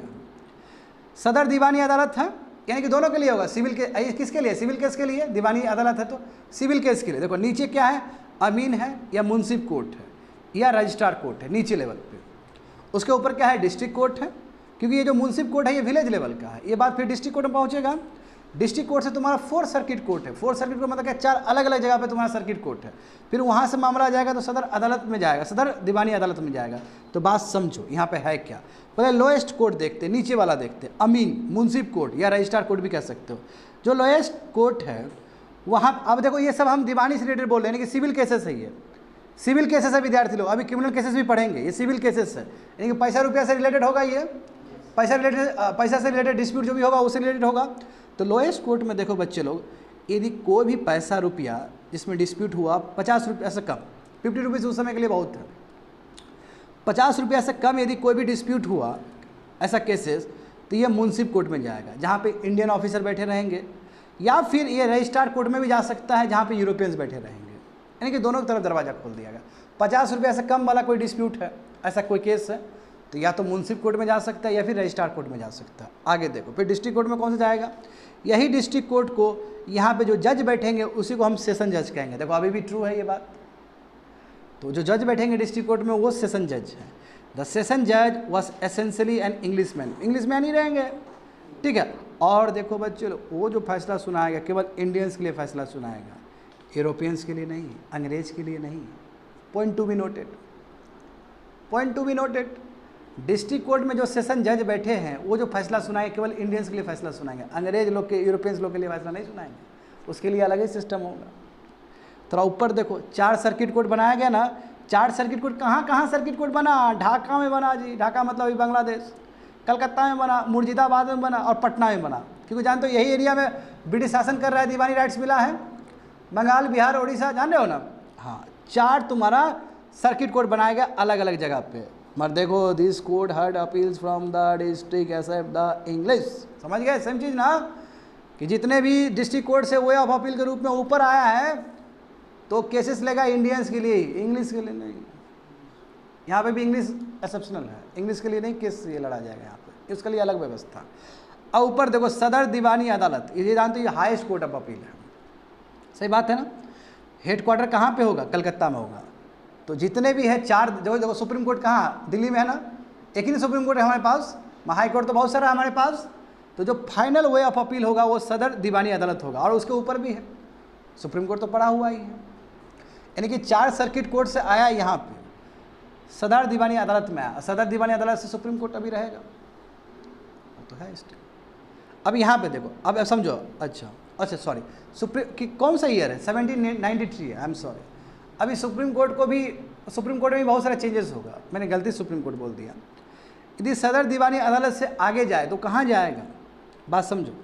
Appeal from the Sadar Diwani Adalat was submitted to the king in the England, ये वाला यहाँ से वे ऑफ अपील इंग्लैंड के पास, इंग्लैंड में जो किंग बैठा हुआ है ना वहाँ पे जाएगा। मगर कौन सा केस लेगा इंग्लैंड में, इंग्लैंड में वही केस जाएगा जिसमें जो डिस्प्यूट है 5000 रुपये से ज़्यादा हो। तो मामला शुरू हुआ 50 रुपये से नीचे, और बढ़ते बढ़ते कौन सा केस जा सकता है किंग के पास, क्योंकि किंग क्या हाईएस्ट वे ऑफ अपील है सिविल केसेस में। तो यदि 5000 से ज़्यादा डिस्प्यूट हो तो वो वहाँ पे जाएगा। ये स्ट्रक्चर समझ में आ रहा है ना, सुप्रीम कोर्ट नहीं है, गलती से मेरे मुंह से निकल गया। कहो क्यों नहीं है तो थोड़ा देर में पता चल जाएगा, क्योंकि सुप्रीम कोर्ट के साथ भी बहुत सारा वेरिएशंस आया, हाई कोर्ट सब दुनिया भर का चीज़ बना है, समझे ना ये चीज़। अब हाँ, ये तो तुमको सिविल जुडिशरी नज़र आया, अब क्रिमिनल जुडिशरी में भी कुछ ऐसा ही बात होगा। दरोगा ए अदालत, नीचे वाला वही तालुका या तहसील लेवल है, वही विलेज लेवल कह सकते हो, नीचे वाला वहाँ पे दरोगा रहेंगे। याद करो, दरोगा पहले ही बताए थे, दरोगा इंटैक्ट था कर्नवालिस के टाइम में भी, है ना। हाँ, सिस्टम ऑफ सिविल कांस्टेबिलिटी जो कि कल क्लास में पढ़ाए थे, पिछले क्लास में, उसमें बताए थे ना कि वो तुम्हारा पुलिस रिफॉर्म्स आया था, उसके हिसाब से आया, पुलिस रिफॉर्म के हिसाब से सिस्टम ऑफ सिविल कांस्टेबिलिटी आया था। एनीवे देखो, दरोगा ए अदालत वो लोएस्ट कोर्ट है, सबसे नीचे वाला कोर्ट है, जहाँ पे मामला क्या आ रहा है, क्रिमिनल केसेस आ रहा है। ऊपर जाएगा डिस्ट्रिक्ट क्रिमिनल कोर्ट, वहाँ पे देखो अपील फ्रॉम द दरोगा जो है तुम्हारा, वो कहाँ पे जाएगा, डिस्ट्रिक्ट क्रिमिनल कोर्ट में जाएगा। एंड द जज of the court was the session जज, हाँ वही सेशन जज ही रहेंगे। उधर भी सेशन जज थे ना, यहाँ पे भी सेशन जज रहते। और नॉर्मली कौन होगा, वो इंग्लिश मैन रहेगा, अंग्रेज होंगे। ऊपर देखो 4 सर्किट कोर्ट, बढ़िया समझ आप, यहाँ भी 4 सर्किट कोर्ट है। यहाँ देखो बच्चे लोग, तुम लोग गौर कर रहे हो, वारेन हस्टिंग के टाइम में कुछ व्यवस्था अलग था। वारेन हस्टिंग के टाइम में क्रिमिनल केसेस हिंदू लोग देख रहा था, याद है, मौलवी देख रहे थे, पंडित देख रहे थे, सुपरविजन अंदर collector, system change. 4 circuit court जैसे वहाँ बनाया गया था, यहाँ भी बनाया जाएगा। मुर्शिदाबाद, ढाका, कलकत्ता और पटना ये भी कोर्ट रहेंगे। और यहाँ पे भी कौन रहेंगे, यूरोपियन जज रहेंगे। सदर निजामत अदालत पहुँचा, ये हाईएस्ट कोर्ट ऑफ अपील है बच्चे लोग, समझे। और ये कहाँ बैठेगा, कलकत्ता में ही बैठेगा, कलकत्ता में ही बैठता है, जो कि हफ्ता में 1 बार बैठेगा। और इट वॉज सुपरवाइज्ड, यानी कि तुम्हारा इसके ऊपर कौन रहेगा, गवर्नर जनरल इन काउंसिल, इससे ऊपर। तो गवर्नर इन जनरल काउंसिल तुम कह सकते हो कि सबसे हेड है, उसके नीचे ये काम कर रहा है। It was supervise the governor general in council, समझ में आ गया ना। तो उधर का मामला किंग के पास गया, और इधर का जो हाईएस्ट कोर्ट ऑफ अपील है, कह सकते हो किसके पास गया, गवर्नर जनरल काउंसिल के पास गया। आएगा समझ में, आ रहा है समझ में, बिल्कुल। यहाँ पे देखो, अब व्यवस्था समझ जाओ ना। कर्नवाली से पहले व्यवस्था ये डिस्ट्रिक्ट दीवानी अदालत जिसमें अंग्रेज लोग शामिल है ज़्यादा, डिस्ट्रिक्ट फौजदारी अदालत जिसमें इंडियंस लोग हैं under the supervision of Europeans, मामला गया तुम्हारा सदर दीवानी अदालत में, सदर निजामत अदालत में, दोनों केस सुप्रीम कोर्ट तक जा सकता है ना, बिल्कुल, क्योंकि जानते हो तब तक आ चुका है सुप्रीम कोर्ट। ये देखो यहाँ पे देखो, ये निजामत अदालत जाएगा, उधर तुम्हारा दूसरा दीवानी अदालत भी रहेगा इसका। हाँ, दोनों नहीं दिया गया, बट तुम दोनों लिंक कर सकते हो ना। ये सिविल केस और क्रिमिनल केस में लगभग सेमी स्ट्रक्चर है। ये दरोगा अदालत तुम्हारा किसके लिए, क्रिमिनल जुरिस्डिक्शन के लिए है। सिविल केस के लिए क्या था तुम्हारा, सबसे नीचे वाला रजिस्ट्रार जनरल वाला था ना, रजिस्ट्रार कोर्ट वाला, बिल्कुल अमीन वाला। हाँ, फिगर नहीं दिया गया बट आप पढ़ चुके हो। हाँ, ये देखो फ्लॉ क्या था, कर्नवालिस तो बहुत भयानक स्ट्रक्चर लेके आया है, ये तो है ना, बहुत अलग स्ट्रक्चर है, ये सर्किट वाला सिस्टम लेके आया, बहुत अलग है कि नहीं है। हाई कोर्ट ऑफ अपील वहाँ कलकत्ता में रख दिया, कलकत्ता से तुम्हारा फिर किंग के पास भी जा सकता है सिविल केसेस, और यहाँ तुम्हारा गवर्नर जनरल के पास जा रहा है क्रिमिनल केसेस सब। ये देखो, Cornwallis code was laid out, separation theory, separation of revenue and judiciary, collector and civil जज। सही बात है ना, रेवेन्यू का चीज़ कलेक्टर देख रहा था और जुडिशरी का चीज़ तुम्हारा कौन देख रहा था, सिविल जज। अभी देख रहे दोनों में ही सेशन जज थे। आ रहा है समझ में क्या बोले, सिविल सेशन जज देखा ना तुम लोग, दोनों तरफ था। हाँ, तो कह सकते हो कि ये सेपरेशन है, रेवेन्यू को अलग कर दिया गया। रेवेन्यू कौन, कलेक्टर। अब वहाँ पे क्या हो रहा था कि कलेक्टर दोनों देख रहा था, इससे पहले जो था वारेन हास्टिंग के टाइम में कलेक्टर ही देख रहा था इधर भी, और कलेक्टर ही तुम्हारा जज के रूप में काम कर रहा था ना। बट यहाँ पे ऐसा नहीं है, कलेक्टर का काम जुडिशरी वाला नहीं है, कलेक्टर का काम अपना कलेक्शन करने का है। प्रॉपर जज को लाया गया कर्नवालिस के टाइम में, तो कह सकते हो रेवेन्यू और जुडिशरी को अलग किया गया, वही कलेक्टर और सिविल जज अलग हुए हैं, जो कि बहुत इंपॉर्टेंट चीज़ है। European subject were also brought under, हाँ यूरोपियंस को भी लाया गया। देखो उससे पहले क्या था, बहुत सारा केस में था ना कि यूरोपियंस का नहीं होगा, बट यूरोपियंस को भी लाया गया, उसको भी जुडिस्ट्रिक्शन में लाया गया। Government officials were answerable to the civil code for official action. देख लो जितने भी ऑफिशियल्स हैं वहाँ पे काम करने वाले ट्रेडिंग कंपनी सब में, सभी अकाउंटेबल है सिविल कोर्ट में। यदि कुछ भी एक्शन होगा तो आपके खिलाफ भी कार्रवाई हो सकता है। एंड इसमें कह सकते हो कि यस, लॉ सबसे सुप्रीम है, इसका आगाज हो चुका है, इसका स्टार्टिंग पॉइंट है। कह सकते हो कि ये बहुत बड़ा देन है कर्नवालिस का। दूसरा देखो, अदर जुडिशियल रिफॉर्म्स। हाँ, जो कोर्ट फीस था, बच्चे लोग, जो कोर्ट फीस खूब लगता था पहले, जानते हो ना, कोर्ट में जाते हो तो फीस लगता है ना, कोर्ट फीस ख़त्म कर दिया। इसका मतलब क्या कि लॉट ऑफ लिटिगेशन, वो अपने आप में प्रॉब्लम हो जाएगा। व्यवस्था अच्छा बना दोगे तो केस पे केस चलेगा। फिर अभी भी यही है ना, 2 करोड़ से ज़्यादा केसेस है कि नहीं है नीचे डिस्ट्रिक्ट लेवल पे। पूरा इंडिया में देखोगे 3 करोड़ प्लस केसेस। सब ज़्यादा केसेस तो तुम्हारे डिस्ट्रिक्ट में ही अटका हुआ है, सेशन कोर्ट सब में ही अटका हुआ है। तो देखो कोर्ट फीस ख़त्म कर दिया कर्नवालिस ने। Lawyers were prescribe to their fees, और लॉयर्स को बोला कि जो भी आपका फीस बनता है आप लीजिए। ऑर्डिनरी पीपल कुड, देखो ऑर्डिनरी पीपल तो आप जो गवर्नमेंट सर्वेंट है उसको भी सू कर सकता है, कोर्ट में घसीट सकता है यदि कुछ गलत किया हो गवर्नमेंट ऑफिशियल्स। इनह्यूमन प्रैक्टिस देखो, जैसे पहले जो गंदा चलता था ना कि हाथ पैर काट दिए, कान काट दिए, हाँ समझे, नाक काट दिए, पहले था ये व्यवस्था सब पनिशमेंट के रूप में, वो सब खत्म कर दिया। ये इनह्यूमन प्रैक्टिस है। पहले क्या था, पहले एंशियंट टाइम में क्या था बच्चे लोग, कि तुम कुछ गलती किया होगा तुम पानी में डूबो, तुम पानी में कूदो, तुम बच गया तो तुम गलती नहीं किया था, अरे तुम मर गया तुम गलती किया था। अब ये तो ये कैसा जस्टिस सिस्टम है जी। मतलब कोई भी पानी में, मतलब पानी बह रहा है, पानी में बहुत खतरनाक फ्लो है, अब उसमें इस तरह का पनिशमेंट होता था। ये बहुत बुर्बकी वाला पनिशमेंट है। या फिर कान काट के छोड़ दिए, है ना, ये सरिया लॉ में होता था पहले, ये भी जानते हैं हम लोग। हाथ काट दिए, अभी भी देखते हो तालिबानी लोग काट देता है ना, हाथ सब काट देता है अभी भी, गलत है ना। तो बोला ये सब चीज़ नहीं चलेगा, नॉनसेंस सब चीज़, प्रॉपर सिस्टम होना चाहिए। अभी भी तुम क्राइम करोगे तो तुमको अलग तरीके से ट्रीट किया जाता है। ऐसा थोड़ी तुम मर्डर कर दोगे तुम्हारा मर्डर थोड़ी हो जाएगा। तुमको rehabilitation centre, jail is a rehabilitation centre, उसमें आपको अपना गलती का एहसास होगा, आप अपना जेल टर्म करोगे, फिर निकल जाओगे, फिर रीइंटीग्रेट हो जाओगे सोसाइटी के साथ। व्यवस्था ऐसा ही होना चाहिए। फ्लॉ देखो, फ्लॉ क्या कि इतना जब कॉमन पीपल के लिए आप खोल दिए, एक कोर्ट का फीस नहीं लगेगा, लॉयर को आप हायर कर सकते हो, कितना ही फीस दे सकते हो, तो लॉट ऑफ लिटिगेशन होगा ना, सिस्टम और पंचर हो जाएगा। क्योंकि जितना ज़्यादा लिटिगेशन उतना ज़्यादा जज चाहिए और उतना ज़्यादा समय चाहिए। तो कर्नवालिस ने स्ट्रक्चर तो सुंदर बना दिया, उसका फ्लॉ क्या हुआ कि लॉट्स ऑफ केसेस। आगे देखो, चार्टर एक्ट ऑफ 1798, पहला चार्टर एक्ट 1980 इसी को आया था। अच्छा नहीं सॉरी, पहला वो वाला चार्टर, दूसरा वाला चार्टर 1793 को आया था ना, 20 साल बाद 1813 का आया था। ये जो चार्टर आया जुडिशियल के लिए आ रहा है, सॉरी, तो जुडिशियल के लिए जो चार्टर आया था 1798 का, बच्चे लोग देखो इसमें रेगुलेटिंग एक्ट ऑफ 1773, इसके वजह से तुम्हारा कलकत्ता में बना सुप्रीम कोर्ट। हाँ, due to increase activity of company need was felt to establish new court and thus by charter act of 1798 to record court were establish similar to the supreme court in power and function with some limitation. देख रहे हो जिस तरह company का अपना role बढ़ रहा था, बच्चे लोग कंपनी अपना एक्टिविटी ज़्यादा कर रहा था, तो लगा इन लोग को, ब्रिटिश लोग को, कि सुप्रीम कोर्ट की तरह और भी कोर्ट चाहिए। तो इस फलस्वरूप क्या हुआ कि 2 और कोर्ट बनाया गया, जिसको हम बोलते हैं रिकॉर्डर कोर्ट। सुप्रीम कोर्ट नहीं, रिकॉर्डर कोर्ट, वो 2 बनाया गया, समझे ना, सुप्रीम कोर्ट की तरह ही। बट इसका जो फंक्शन है थोड़ा सा लिमिटेड है, सुप्रीम कोर्ट की तरह उतना पावरफुल नहीं है, मगर ये भी कोर्ट व्यवस्था है। 2 कोर्ट बनाया गया। अब वो कोर्ट कहाँ कहाँ बनाएगा तो यहाँ पे समझो। तो सुप्रीम कोर्ट तो कलकत्ता में है, हम जानते हैं ये चीज़, पहले से ऑलरेडी प्रेजेंट है ना। तो चार्टर एक्ट 1798 में similar mechanism recorder court at Madras बनाया गया, कह सकते हो कि सुप्रीम कोर्ट टाइप का। एंड बॉम्बे में भी बनाया गया 1798 का चार्टर एक्ट से। देख रहे हो ना, सुप्रीम कोर्ट जो वहाँ कहाँ पे है, सुप्रीम कोर्ट कलकत्ता में है ना, तो बिल्कुल सुप्रीम कोर्ट टाइप का ही कोर्ट बनाया गया मद्रास प्रेसिडेंसी में भी और बॉम्बे प्रेसिडेंसी में भी। बाद में क्या हुआ, 1801 में क्या हुआ कि supreme court was establish in Madras, यानी कि रिकॉर्डर कोर्ट एट मद्रास को रिप्लेस करके बोलाया कि नो, ये भी सुप्रीम कोर्ट ही है, बट किस कहाँ का है, मद्रास का है। 1824 में जो रिकॉर्डर कोर्ट एट मुंबई था, उसका नाम चेंज करके क्या बोला कि ये भी सुप्रीम कोर्ट है। यानी कि भारत में कितना सुप्रीम कोर्ट है, 3 supreme court.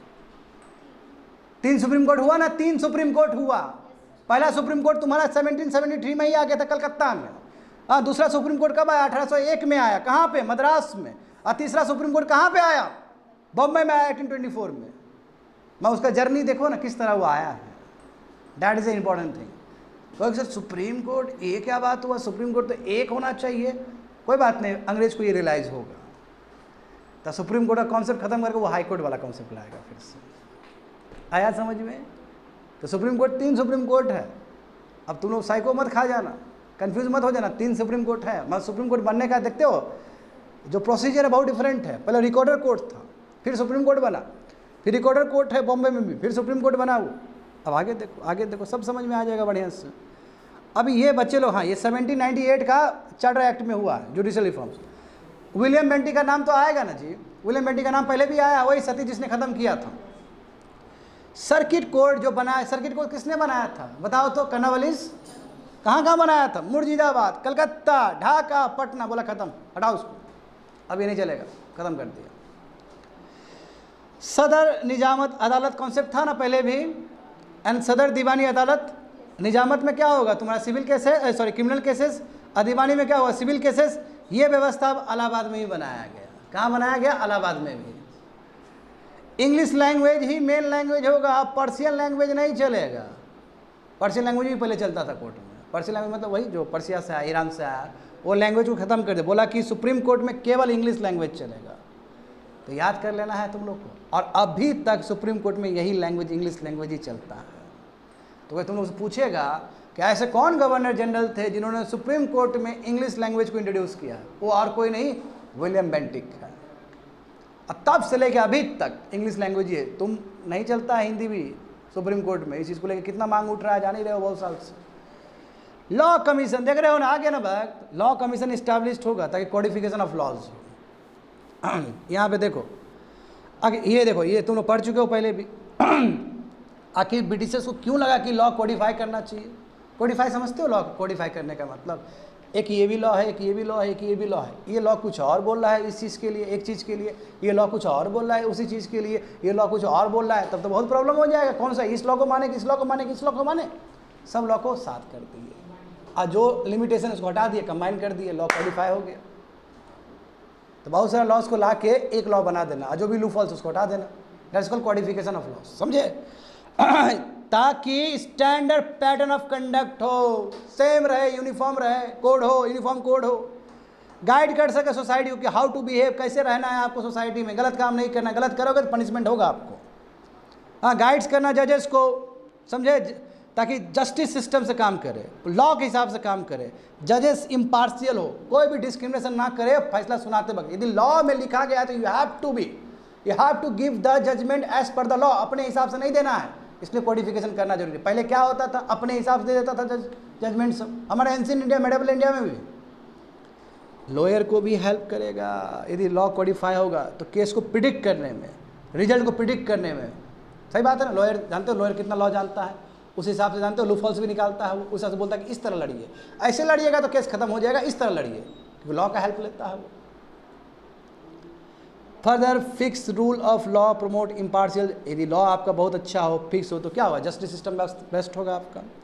When laws are known, definite and permanent, it imparts uniformity to the administration of justice। जब लॉ आपका तय हो, परमानेंट हो, डेफिनेट स्ट्रक्चर हो, तो जो आपका न्याय व्यवस्था होगा उसमें यूनिफॉर्मिटी रहेगा, सुंदर व्यवस्था रहेगा, कोई भी बिलीव कर सकता है, सबके साथ जस्टिस होगा। चूँकि जानते हो कि since law is the king of king, law अपने आप में किंग होगा, किंग है, लॉ से कोई बड़ा हो ही नहीं सकता है। फार मोर पावरफुल, सबसे ज़्यादा पावरफुल है, सबसे ज़्यादा रिजिड है, मजबूत है। नथिंग, कोई भी लॉ से बड़ा है ही नहीं विद्यार्थी लोग। इवन द वीक में प्रिवेल, यानी कि कोई गरीब आदमी भी बड़ा आदमी से जीत सकता है यदि उसको सही तरीके से, है ना, लॉ के साथ उसको खड़ा किया जाए। यानी कि लॉ के हिसाब से कोई गरीब आदमी भी उचित है तो वो उचित है। पहले क्या था कि जो गरीब आदमी था वो हार जाता था केस, क्योंकि लॉ ही आपका अनबाइज्ड है। लॉ ऐसा है कि गरीब को भी न्याय संगत मिलेगा, न्याय मिलेगा उसको। अमीर गलत है तो गलत है, क्योंकि लॉ सही है ना। लॉ इसलिए बोलते हैं all are equal before the law, और लॉ से कोई बड़ा नहीं है। Law is supreme. लॉ क्या है, एक कन्वेंशन, एक लिखा हुआ चीज। किंग से भी बड़ा लॉ है, किंग से बड़ा माइटी लॉ है। जब इस तरह का व्यवस्था के साथ आते हो तो कितना न्याय मिलना है ना। यू आर परफेक्शन, परफेक्शन की तरफ हो आप लॉ, तो कह सकते हो कि ये बहुत बड़ी बात है।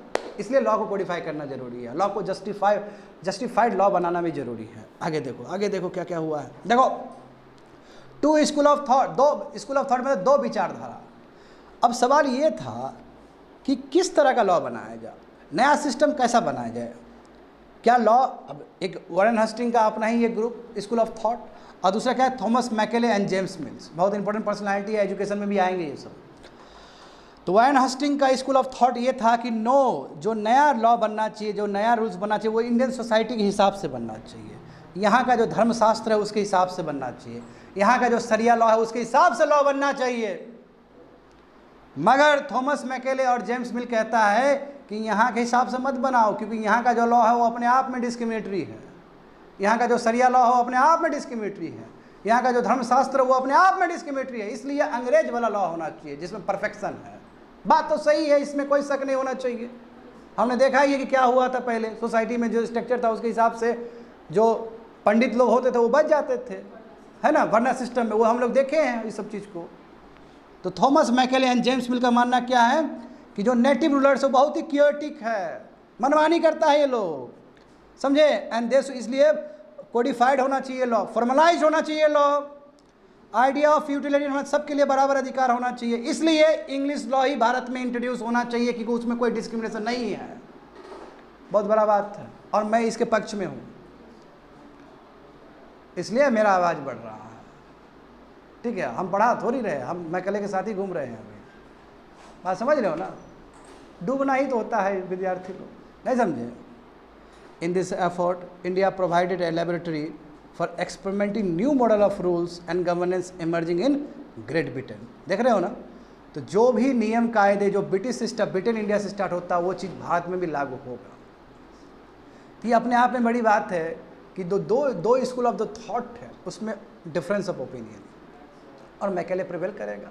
अब क्योंकि इससे पहले भी देखो सुप्रीम कोर्ट में पर्शियन लैंग्वेज रिप्लेस हो चुका है, तो ये साफ साफ नज़र दिखता है कि यस, आने वाले समय में जो भी इंग्लैंड में जो लॉज बन रहा था वो इंडिया में रेप्लिकेट होना शुरू हो जाएगा। इनफैक्ट देखो अभी भी लॉ कितना जस्टिसेबल है। यदि लॉ जस्टिसेबल नहीं है तो सुप्रीम कोर्ट उसको नल एंड वॉइड कर देगा जो बात। और ऐसे कई अनगिनत लॉ को सुप्रीम कोर्ट ने स्ट्रक डाउन किया है। अच्छा, लॉ कमीशन क्यों जरूरत है? तो बच्चे लोग पहले ही तुम लोग दुनिया भर का ये चीज़ पढ़ चुके हो। बहुत कन्फ्यूजन था, यूनिफॉर्मिटी नहीं था एडमिनिस्ट्रेशन लॉ एंड जस्टिस में, अलग अलग लॉ है। एग्जाम्पल देखो, एक्ट पास किया ब्रिटिश पार्लियामेंट ने, उसका अपना ही लॉ। चार्टर एक्ट आ रहा है, उसका अपना ही लॉ। लॉ पास कर रहा है गवर्नर इन काउंसिल, उसका अपना ही लॉ। ऑर्डर पास किया सुप्रीम कोर्ट का, उसका अपना ही लॉ। क्लास करेगा ना। यूनिफॉर्मिटी के लिए क्या चाहिए? लॉ कमीशन चाहिए। मैं पहले ही पढ़ा चुका हूँ ये पेज तुम लोग को। आगे देखो, तो first law commission, second law commission, third law commission and fourth law commission, 4 law commission आए थे, समझे। हालांकि उससे भी ज़्यादा हुआ है मगर ये प्री इंडिपेंडेंस लॉ कमीशन, यानी कि आज़ाद होने से पहले जो इंपॉर्टेंट लॉ कमीशन है उसके बारे में देखो। पहला लॉ कमीशन में खुद लॉर्ड मैकेले बैठे थे, 1834 की बात है बच्चे लोग। यहीं से रिकमेंडेशन हुआ था for the codification of law, IPC, CrPC, जिसको इसी साल रिप्लेस कर दिया गया। आईपीसी को भारतीय न्याय संहिता से, है ना, सुरक्षा, नागरिक सुरक्षा संहिता से, है ना, और उसके बाद तुम्हारा जो सीआरपीसी वो क्या, इंडियन एविडेंस एक्ट, उसको भी रिप्लेस किया गया तुम्हारा साक्ष्य बिल से, साक्ष्य एक्ट से। तो ये आया था देखो, बाद में बन के आया आईपीसी। देखो ना, रिपोर्ट सबमिट हुआ 1837 में, बाद में 1861 का आईपीसी बना है। आया समझ में? तो लॉर्ड मैकेले कोई मजाक का चीज़ नहीं है। ये आदमी जुडिशियरी में भी उतना ही इन्वॉल्व है और ये आदमी एजुकेशन में भी उतना ही इन्वॉल्व है। अपना नाम भूल जाना, मगर लॉर्ड मैकेले को मत भूलना बच्चे लोग। बात समझे? इसका उस समय बहुत भयानक कंट्रीब्यूशन था और बहुत तेज़ दिमाग का था। तेज़ दिमाग का था तभी ना आईपीसी बनाया है, और वो आईपीसी कब से कब तक चला है? हम कह सकते 2023-24 तक चला है। तो बताओ। और जो भी अभी भारतीय न्याय संहिता आया होगा, तुमको क्या लगता है कि पूरा रिप्लेस कर दिया होगा? कुछ नहीं, सेम चीज़ है, नाम अलग है और कुछ नहीं है। मॉडिफिकेशन है जी। मॉडिफिकेशन के लिए बेस चाहिए ना, तो बेस तो आईपीसी ही है आपका। बात समझो। सेकेंड लॉ कमीशन, इसमें सर जॉन रोमिली थे, 1853 की बात है। इसमें क्या कहा गया था कि single court in place of supreme court and सदर अदालत। एक सिंगल कोर्ट चाहिए, सुप्रीम कोर्ट और सदर अदालत नहीं चाहिए, एक सिंगल कोर्ट चाहिए। यही बच्चे लोग, यहीं से कॉन्सेप्ट स्टार्ट हुआ हाई कोर्ट का। तो आने वाले समय में हाई कोर्ट भी बनेगा। थर्ड लॉ कमीशन देखो 1861 में, बस उसमें भी यही शख्सियत थे। हाँ, सर जॉन रोमिली थी, ये भी बहुत तगड़ा आदमी है। देखो इन्होंने लॉ बनाया सक्सेशन के लिए। सक्सेशन समझते हो ना? हेरिडिटी जो है तुम्हारा, कोई भी कौन बैठेगा नेक्स्ट, जो भी आपका एडाप्टेशन है, सक्सेशन यानी कि पिताजी का ज़मीन किसको जाएगा, ये सब चीज़। Law of contract, law of evidence, law of transfer of property, सब इन्होंने काम किया। इन्होंने सीआरपीसी पे कुछ चेंज भी किया है। And were the most successful commission and did excellent job in 9। बहुत ही खास कमीशन है, बहुत ही अच्छा रिफॉर्म्स लाया भारत में और 9 साल तक काम किया है, कह सकते हो। 1879 में फिर फोर्थ लॉ कमीशन बना, doctor Whitley stocks, and it was the last commission directed for uniformity, यानी कि लास्ट कमीशन है जिसने रिकमेंड किया कि यूनिफॉर्मिटी होना चाहिए लेजिस्लेशन में अभी भी, क्योंकि एक ही बार यूनिफॉर्मिटी आने वाला नहीं है। अभी इनफैक्ट देखो, आज़ाद हिंदुस्तान में भी बहुत सारे लॉ एक दूसरे से कंट्रावीन करते हैं। तो सुप्रीम कोर्ट देखो, सुप्रीम कोर्ट ने एक साल पहले बोल दिया था ना कि सेडिशन पे किसी को नहीं पकड़ा जाएगा, और पता चला बीच में पकड़ लिया। सुप्रीम कोर्ट ने धमकी भी दिया, क्या है, हम तुमको बोल दिए थे कि सेडिशन में पकड़ना ही नहीं है, तो क्यों पकड़ा गया? फिर जब लॉ को उसने रोक दिया, सुप्रीम कोर्ट ने सेडिशन को रोक दिया था बीच में कि सेडिशन का एक्ट से किसी को पकड़ा नहीं जा सकता है, पकड़ेगा तो फिर मेरे पास केस आएगा तो फिर हम देख लेंगे बढ़िया से। सुप्रीम कोर्ट ने 1-1.5 साल पहले ही रोक दिया था, स्टे लगा दिया था। तो देखो इस बार बीएनएसए में भी तुम्हारा सेडिशन वाला खत्म कर दिया। मैं दिक्कत क्या है कि इससे दूसरा सिमिलर प्रपोजल लेके आ गया सरकार। हाँ, समझ गए बात को? तो देखो कितना कुछ हुआ है। हाँ, अब थोड़ा देख लो बच्चे लोग, देखो वही चीज़ देखो जो लॉर्ड मैकेले का रिकमेंडेशन है, आया सिविल प्रोसीजर कोड, आईपीसी आया और सीआरपीसी आया। देख रहे हो ना? Civil procedure code 1859, Indian penal code 1860, CrPC यानी क्रिमिनल प्रोसीजर कोड 1861। वो सिविल है, क्रिमिनल है, देखो अलग अलग केस है बच्चे लोग। सुप्रीम कोर्ट एंड सदर अदालत वे रिप्लेस्ड बाय हाई कोर्ट इन 1861। आया समझ में? तो मैंने बोला ना, रियलाइज होगा इसको भी कि 3 जगह सुप्रीम कोर्ट है। अब ये क्या करेगा, सुप्रीम कोर्ट को रिप्लेस करके हाई कोर्ट, और एक ही सुप्रीम कोर्ट को रखेगा जिसमें कलकत्ता को रखेगा। अब वो भी कलकत्ता वाला जो सुप्रीम कोर्ट है वो फिर तुम्हारा जब दिल्ली दरबार लगेगा तो वो भी तुम्हारा चला जाएगा दिल्ली में, और वो दिल्ली में एक बार बैठ गया वो सुप्रीम कोर्ट, वही अपेक्स कोर्ट है और अभी तक वहीं बैठा हुआ है। बात समझे ना? वही और कोई नहीं, वही फेडरल कोर्ट है भारत का। 1935 में फेडरल कोर्ट का कॉन्सेप्ट रखा गया था, वही फेडरल कोर्ट हमारे लिए सुप्रीम कोर्ट बन गया। तो ये हमारा एवोल्यूशन है जुडिशरी का। देखो सुप्रीम कोर्ट और सदर अदालत रिप्लेस कर दिया, हाई कोर्ट आ जाएगा बच्चे लोग।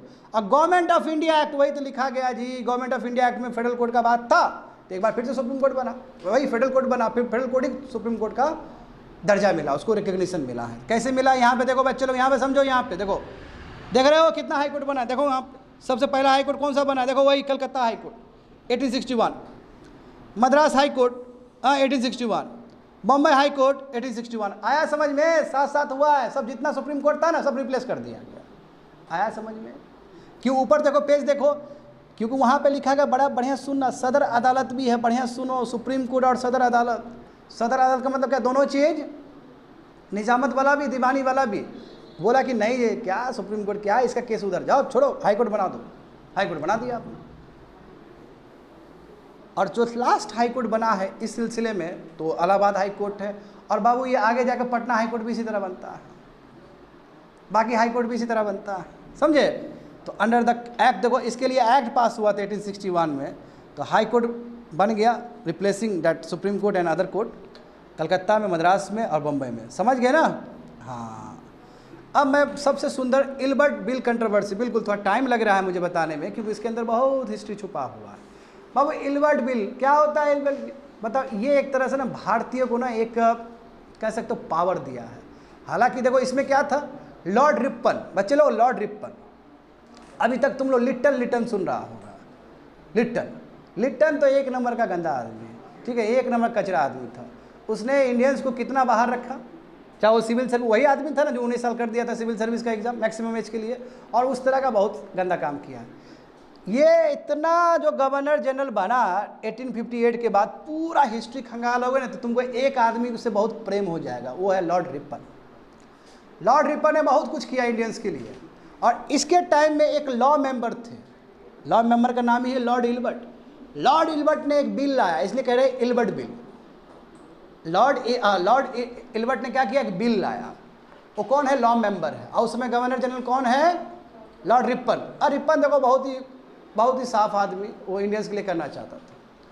तो इसमें क्या है कि अब इंडियन जो जज है, इंडियन जज भी यूरोपियंस को फैसला सुना सकता है, यूरोपियंस के लिए फैसला सुना सकता है। कंट्रोवर्सी मच गया कि इंडियन जज कैसे हो जाएगा यूरोपियन को फैसला सुनाने वाला, इतना कब से कॉम्पिटेंट हो गया ये लोग। तो जब ये बात, और ये बात कब का है, देखो ना, ये बात 1883 का है। अरे बाबू इंडियन नेशनल कांग्रेस बनने जा रहा है अब 1885 में, भूमिका तैयार हो रहा है। ये लोग को झटका लगेगा ना, क्यों नहीं बन सकता है, हम लोग इतने पावरफुल है, क्यों नहीं बन सकते हैं। तो इसे एक और तूल पकड़ लेगा। तो यानी कि एक ऐसा एटमॉस्फेयर क्रिएट होगा जहाँ पे इंडियंस का जो कॉन्शियसनेस बनना शुरू हो जाएगा।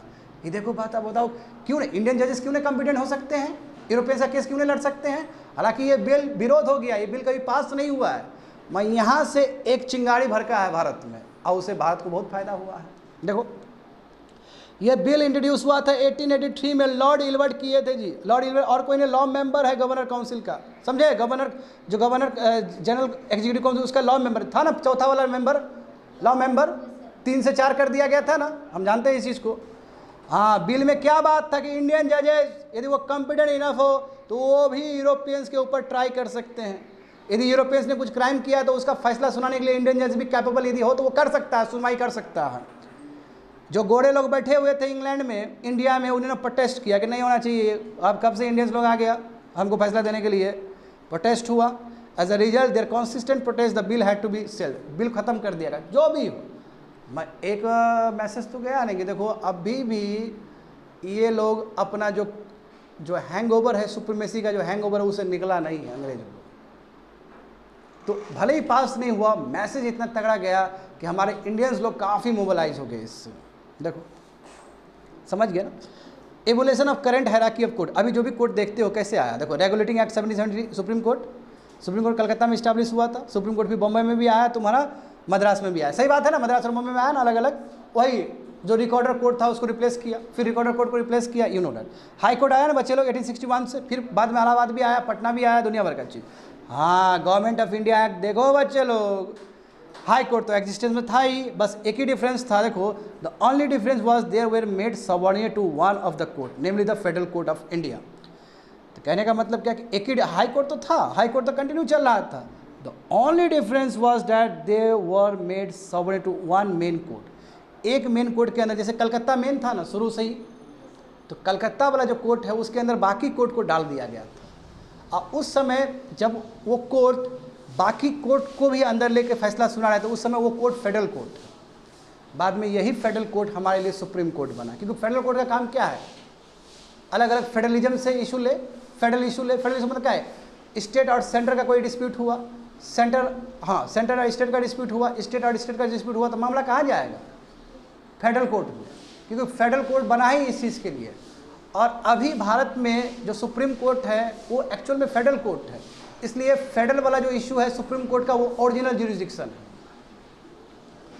वो कभी भी ना नहीं कर सकता। देखते हो ना इतना केसेस सुप्रीम कोर्ट में पड़ा हुआ है, कभी भी एक स्टेट और दूसरे स्टेट के बीच में लड़ाई होगा तुरंत मामला उसको खोला जाता है।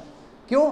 कि सुप्रीम कोर्ट पहले फेडरल कोर्ट है, सुप्रीम कोर्ट दोनों ही रोल प्ले कर रहा है, फेडरल कोर्ट का भी रोल प्ले कर रहा है। हाँ, क्या तुम कैसे, मतलब तुम्हारा क्वेश्चन ये होना चाहिए क्या आने वाले समय में हम अलग से फेडरल कोर्ट बना सकते हैं? तो बिल्कुल बना सकते हैं, अलग भी बन सकते, सुप्रीम कोर्ट से अलग होकर फेडरल कोर्ट भी बन सकता है। अभी सुप्रीम कोर्ट का भी रोल प्ले कर रहा है, at the same time federal court का भी रोल प्ले कर रहा है, समझे? तो पोस्ट इंडिया को वही लिखा गया है, पोस्ट इंडिया पे जब भारत बना, भारत आज़ाद हुआ, संविधान बना, तो यही हायरार्की रहा विद्यार्थी लोग। सुप्रीम कोर्ट टॉप में है, फेडरल कोर्ट को रिप्लेस करके सुप्रीम कोर्ट बन गया, और अभी भी फेडरल कोर्ट का ही रोल प्ले कर रहा है वो। और अलग अलग तुम्हारा हाई कोर्ट है, जो प्रोविंशियल हाई कोर्ट था उसको हाई कोर्ट में हम कन्वर्ट कर दिया। अभी बोलते ना मद्रास हाई कोर्ट, बच्चे लोग कभी समझे हो तुम लोग? बम्बई को मुंबई कर दिया गया, मद्रास को चेन्नई कर दिया गया, मगर कोर्ट का नाम अभी भी चेंज नहीं हुआ है, अभी भी मद्रास हाई कोर्ट ही है, क्योंकि नाम चेंज नहीं हो सकता है। नाम चेंज करने के लिए बहुत ही आपको अलग तरीके से वो करना पड़ेगा। बॉम्बे मुंबई हो गया, कलकत्ता कोलकाता हो गया। मैं जब हाई कोर्ट का जब हम बात करते हैं, जब जिक्र करते हैं अपने मुंह से, तो कलकत्ता हाई कोर्ट कहते हैं, कोलकाता हाई कोर्ट नहीं बोलते हैं, मुंबई हाई कोर्ट नहीं बोलते हैं, बॉम्बे हाई कोर्ट बोलते हैं, चेन्नई हाई कोर्ट नहीं बोलते हैं, मद्रास हाई कोर्ट बोलते हैं, क्योंकि जो नोमेनक्लेचर आ गया वही रहेगा, भले ही आप नाम बदलते रहो। जुडिशरी में नाम नहीं बदल सकते हो आप, उसके लिए है प्रोविजन, मगर वो अलग है। समझ गए बात को? आप देखो ये प्राइवी काउंसिल का कॉन्सेप्ट आता है हर समय। ये प्राइवी काउंसिल क्या है? Privy council highest court of appeal है इंडियन कोर्ट्स के लिए। मामला देखो बच्चे लोग, मेयर, अब समझो ये एक स्टेज एवोल्यूशन देखो। मेयर कोर्ट से कहाँ पे केस जाता था? किंग इन काउंसिल के पास, याद है? उधर देखो वहाँ पे 1726 में मेयर कोर्ट से मामला किंग इन काउंसिल के पास जाता था, याद है तुम लोग? 1833 उसमें क्या है, सुप्रीम कोर्ट से मामला प्राइवी काउंसिल में जा रहा था। प्राइवी काउंसिल मतलब राजा के आसपास का एक काउंसिल है, बताए होंगे कभी भी, उसमें एक्सपर्ट लोग बैठे हुए हैं। प्राइवी काउंसिल तुम्हारा कॉन्सेप्ट आया था 1833 के बाद आया था।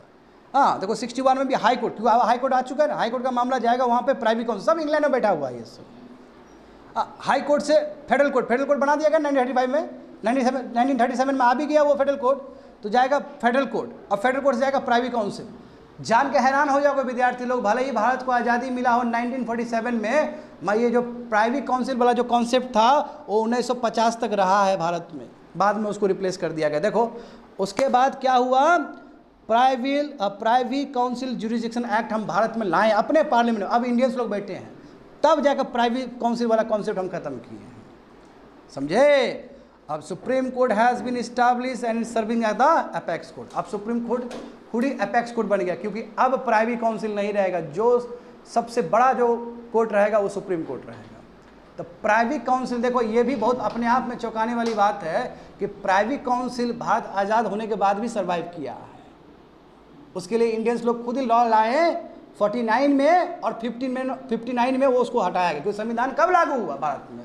1950 में पूरी तरीके से 26 जनवरी जैसे संविधान लागू हुआ, जो फेडरल कोर्ट था वो सुप्रीम कोर्ट बना, और सुप्रीम कोर्ट का मतलब उससे ऊपर नहीं जा सकता है। एपेक्स कोर्ट का मतलब क्या होता है? सबसे सर्वा, सबसे ऊपर, उससे ऊपर नहीं है कोई भी। तो सब ये जुडिशरी का इवोल्यूशन है विद्यार्थी लोग, समझ गए ना? सब इवोल्यूशन है। अच्छा, इतना दुनिया भर का चीज़ हुआ, इससे पॉजिटिव एस्पेक्ट क्या है? सबसे बड़ी बात है रूल ऑफ लॉ इस्टेब्लिश्ड होना। इससे क्या है कि अब आर्बिट्री रूल नहीं चलेगा, डेस्पोटिक रूल नहीं चलेगा, मनमानी नहीं चलने वाला है, क्योंकि लॉ क्या है? माइटियर है, लॉ किंग का भी किंग है, सही बात है कि नहीं है? कोडिफिकेशन ऑफ लॉ, जब लॉ कोडिफिकेशन हो जाए तो कहे का पर्सनल लॉ, देखो ना पहले क्या था, सरिया लॉ चल रहा था, धर्मशास्त्र चल रहा था, नो कोडिफिकेशन ऑफ लॉ, अब लॉ यूनिफॉर्म है सबके लिए। इक्वलिटी बिफोर लॉ, देखो इंडियंस और यूरोपियन सेम ही है, हाँ मगर कुछ है तुम्हारा few exception in criminal cases European could भी। देखो क्रिमिनल केसेस में क्या था, यूरोपियंस को यूरोपियंस ही देखता था जजेस में, और बाद में ये भी चेंज हुआ। यहीं पर बात उठाते इलिबल बिल कंट्रोवर्सी कि इंडियन जज भी दे सकता है, तो उसमें मना कर दिया गया ना कि इंडियन जज नहीं हो सकता है, मगर कोई बात नहीं, उससे कॉन्सिस्टेंस क्रिएट हुआ इंडियंस में। Government servants were made answerable, बताओ गवर्नमेंट सर्वेंट को आंसरेबल बनाया गया ना, कुछ भी करोगे तो आप कोर्ट में भी आपको भी जवाब देना पड़ेगा।